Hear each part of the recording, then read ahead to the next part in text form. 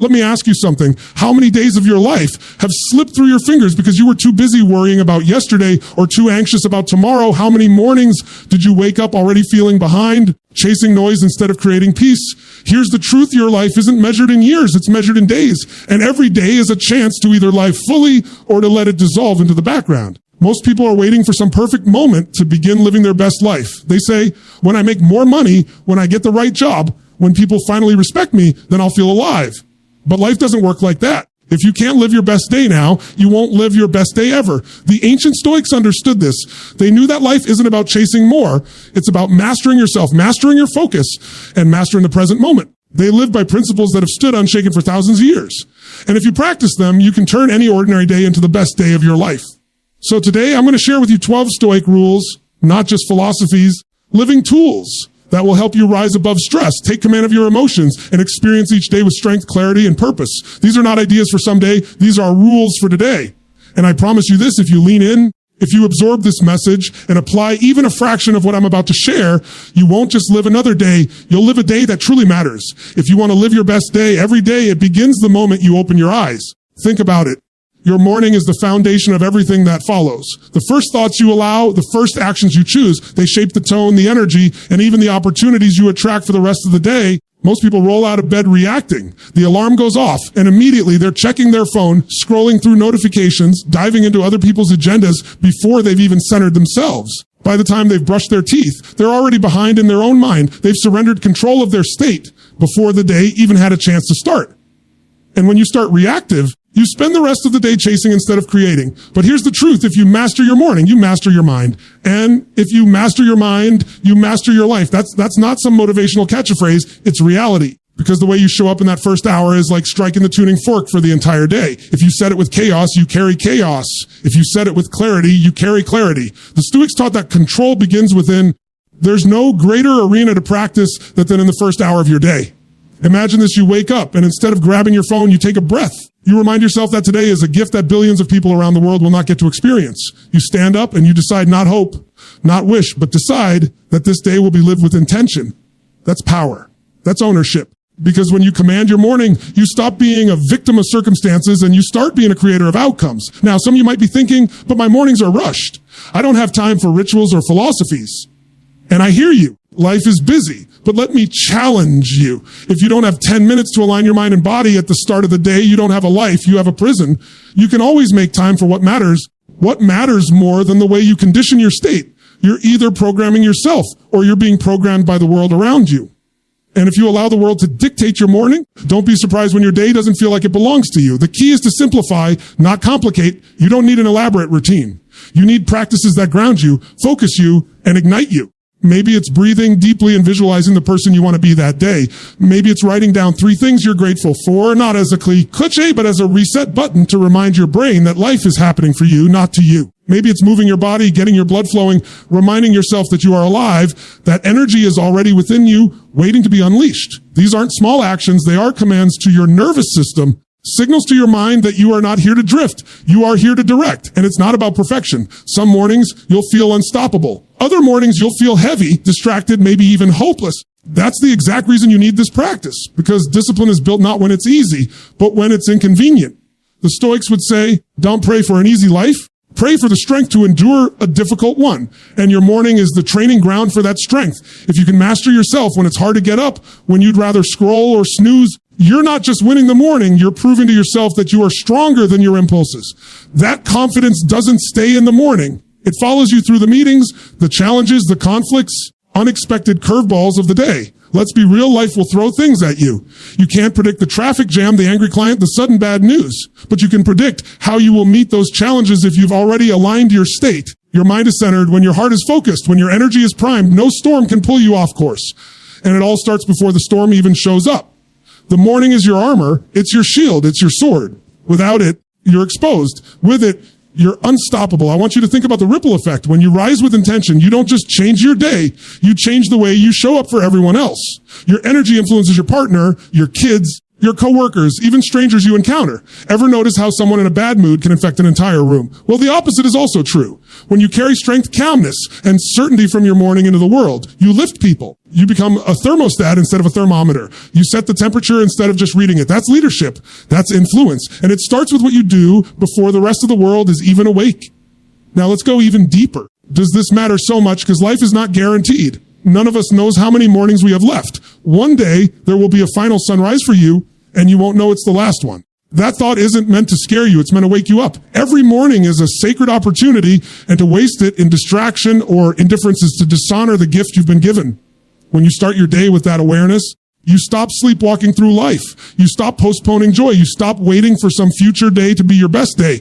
You live it now, and here's the beauty. You don't need to overhaul your entire life to make this shift. You just need to commit to one thing. No day starts by accident. That's the rule. Every day begins with a conscious act of setting your mind, your emotions, and your body in alignment. Maybe it's silence.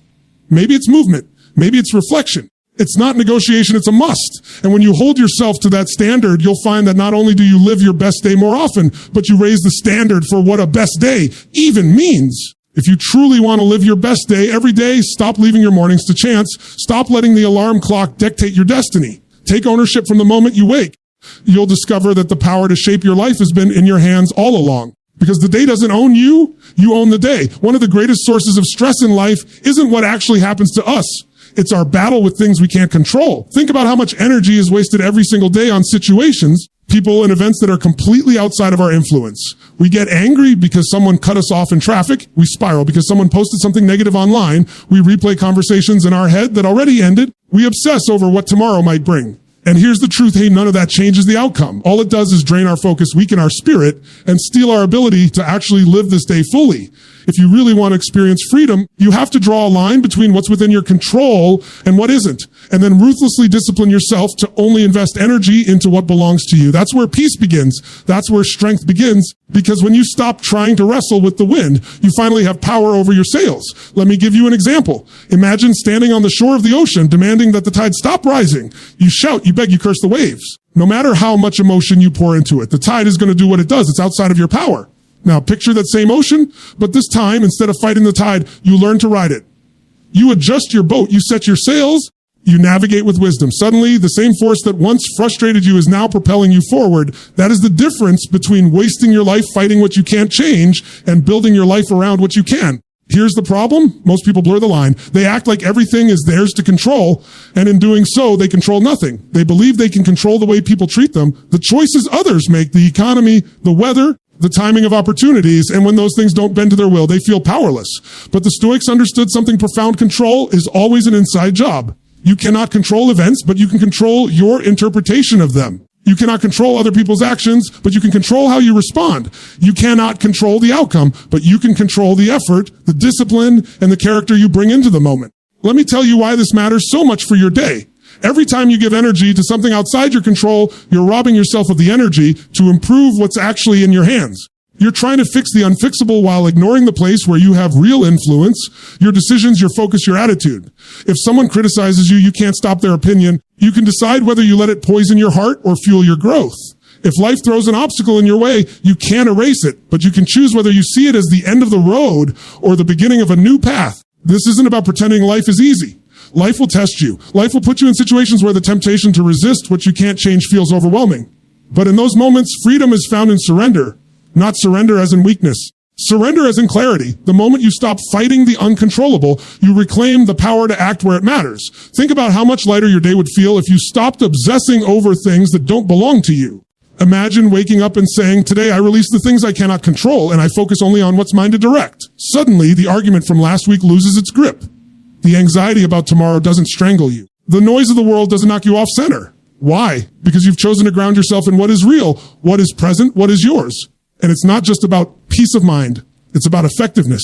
You discipline yourself to only act where you have control. You become more productive, more focused, and more unstoppable. Instead of wasting hours complaining about circumstances, you spend those hours building skills, making decisions, moving forward. Instead of pointing fingers at the world, you turn the finger back to yourself and say, what can I do right now to change the trajectory of my life? That's power. That's ownership. That's how you take a day that could have been filled with frustration and turn it into your best day. But let's be real. This isn't easy. It takes constant awareness. The pull to get distracted by the uncontrollable is strong because it gives us the illusion of control. Complaining feels good for a moment. Worry feels like we're doing something. Anger feels like we're taking a stand. But at the end of the day, all it leaves us with is exhaustion. The discipline is to catch yourself in that moment, to pause and ask, is this in my control or not? And if the answer is no, then release it like a weight you were never meant to carry. It doesn't mean you don't care. It doesn't mean you don't want better outcomes for yourself or others. It means you're strategic. You're wise enough to know that fighting the rain doesn't stop the storm, but carrying an umbrella does. It means you've matured to the point where you're no longer a prisoner of circumstances, but a master of response. That's what living your best day truly is. Taking the same 24 hours as everyone else. Refusing to let anything outside of you dictate the quality of your experience. Let me remind you of something powerful. The only thing you truly own is yourself, your thoughts, your actions, your character. Everything else is borrowed. Your health, relationships, your career, your possessions, they can all change, they can all be taken. But who you are, how you choose to respond, that belongs to you forever. That is your ultimate freedom. And when you live from that place, every day becomes lighter, clearer, and more meaningful. So I challenge you when you walk out of here today, care to rule with you, every time you feel stressed, every time you feel angry, every time you feel overwhelmed, pause and ask, I'm trying to control something that isn't mine. And if you are, release it. Put your energy back into what is. Because when you do, not only will you reclaim your peace, you'll reclaim your power. The day is always in your control. When you stop trying to control the day, every single day you are faced with a choice. Do you react to life out of emotion, or do you respond to life out of virtue?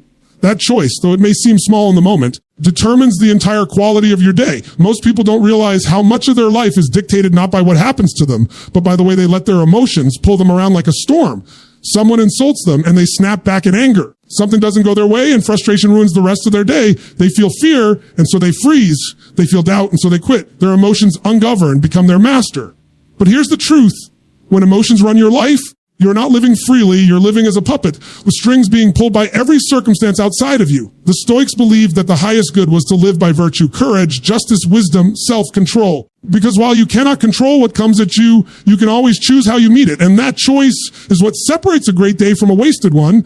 Think about it. How many arguments have you had that didn't need to happen? They did because you reacted in anger. How many opportunities have you missed because you let fear hold you back? How many regrets do you carry because in the moment, you let your emotions override your better judgment? Every single one of us has those moments, and if we're honest, most of the pain in our lives didn't come from the event itself. It came from our reaction to the event. Now imagine the opposite. Imagine you encounter a problem. Instead of reacting out of anger, you choose courage. Instead of gossiping, you choose justice. Instead of giving into impulse, you choose self-control. Instead of being reckless, you choose wisdom. Suddenly, the same situation that could have destroyed your peace becomes the very thing that strengthens it. That is the power of living by virtue rather than emotion. And let's be clear, this doesn't mean you suppress your emotions or pretend they don't exist. You are human and emotions are part of that experience. You will feel anger, fear, sadness, and doubt. But the difference is this: you feel them, you acknowledge them, and then you decide not the emotion. When anger whispers, strike back. You pause and ask, what would courage or justice demand of me in this moment? When fear says, don't try, you ask, what would wisdom guide me to do? When temptation tries to lure you, you remind yourself that self-control is the path to freedom. That's discipline. That's mastery. And that's what makes your day unshakable, because no matter what storm comes, you are steering the ship with principles, not letting the waves toss you around. Think about the greatest leaders, thinkers, and even the people in your own life who you respect the most. It's not that they never feel emotion. It's that they don't let emotion drive the car. They let virtue drive, and they let emotion take the passenger seat. And because of that, they live with a sense of steadiness, of power, of clarity that most people spend their entire lives chasing but never find. But let's bring it back to you, to today. How many moments in your day are hijacked by emotion? Someone cuts you off on the road. Do you let anger consume you for the next 30 minutes? You get a text you didn't like. Do you let irritation carry into your next conversation? Do you feel a flash of fear about a big decision? Do you retreat and miss your shot? Every time you let emotion dictate your response, you hand over the keys of your life. And when you live like that, not living your best day, you are living someone else's day, controlled by their actions, their opinions, their mistakes. The Stoics taught that virtue is the only true good and vice the only true evil. Everything else, wealth, fame, power, is secondary. And when you live with that understanding, suddenly your day becomes much simpler.